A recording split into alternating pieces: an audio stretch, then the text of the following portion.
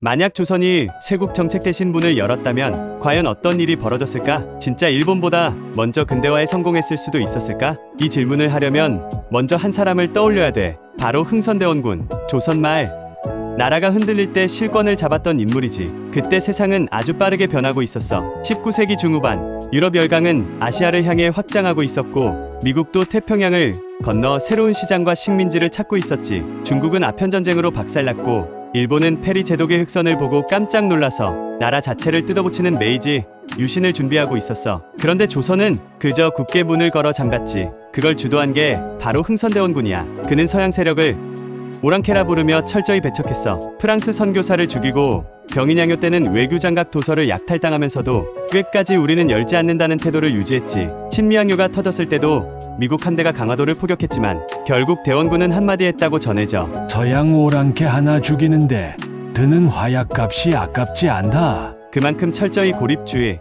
쇄국 정책을 밀어붙였던 인물이지. 근데 여기서 한번 상상해보자.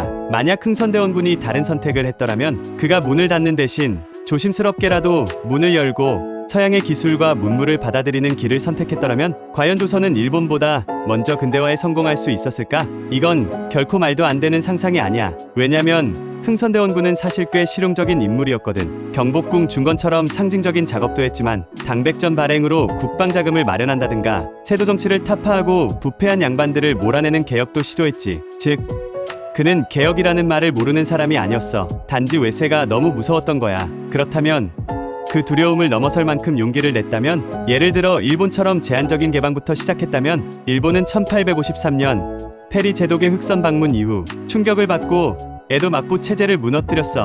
그리고 메이지 유신이라는 대대적인 개혁을 감행하지. 사무라이를 없애고 계급을 재편하고 공장 세우고 철도 깔고 유럽식 헌법을 만들었어. 영국 해군을 따라 해군을 키우고 독일식 군제, 프랑스식 법률을 받아들였지. 그렇게 일본은 단 30년 만에 청나라를 이기고 러시아까지 물리치는 제국주의 국가가 되었어. 그럼 조선은 흥선대원군이 그 시기에 조선판 메이지 유신을 했다면 우리도 철도, 학교, 군사 개혁을 통해 일본처럼 빠르게 발전할 수 있었을까? 아마도 가능했을 거야. 왜냐면 조선에는 이미 실학이라는 뿌리가 있었고 정약용 같은 사상가들이 실용적 개혁을 주장한 지 오래였거든. 문제는 실행할 권력자와 결단이 없었다는 거야. 흥선대원군이 만약 일본의 흑선 사건 같은 충격을 먼저 겪었다면, 그리고 그것을 이협이 아니라 기회로 봤다면 우리는 아마 더 빨리 기술과 사상을 받아들였을 거야. 청나라 눈치를 보지 않고 러시아나 프랑스 같은 나라와 손을 잡았더라면 국제 정세 속에서 주도권을 일부 가질 수도 있었겠지.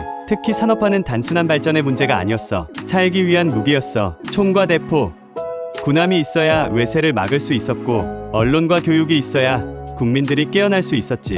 그런 걸 가장 먼저 받아들인 나라가 가장 먼저 강대국으로 올라섰던 거야. 그러니까 흥선대원군이 그걸 일찍 깨닫고 준비했더라면 조선은 단지 일본의 식민지로 끌려가지 않았을 뿐만 아니라 오히려 반대로 일본보다 먼저 다른 아시아 국가들의 롤모델이 되었을 수도 있었어. 한국판 근대화 성공 신화, 그게 일본이 아니라 조선이었다면 지금 우리의 위치는 완전히 달라졌을 거야. 대한민국이 아니라 대조선 제국이, G7이 아니라 지원의 위치에 있었을 수도 있다는 말이지. 하지만 현실은 어땠을까? 결국 조선은 강제로 문을 열었지. 1876년 일본은 운요 사건을 일으키고 강화도 조약을 통해 조선을 반식민지로 만들었어. 문제는 문을 연 건 좋은데 그 문으로 뭐가 들어오는지 제대로 준비가 안 됐다는 거야. 개방을 하려면 전략이 있어야 해. 그냥 외세에 끌려가는 게 아니라 어떻게 받아들이고 우리 방식으로 소화하고 우리의 이익으로 만들지를 고민해야 하거든. 흥선대원군은 그 전략을 세우지 못했고 그 뒤를 이은 고종 역시 반쯤 개방, 반쯤 폐쇄를 오가다가 결국 모든 주도권을 빼앗기고 말았어. 이 이야기에서 우리가 얻을 수 있는 교훈은 단순해. 변화를 두려워하면 결국 더 큰 위기가 온다. 문을 닫는다고 세상이 멈추지 않는다. 오늘날도 마찬가지야.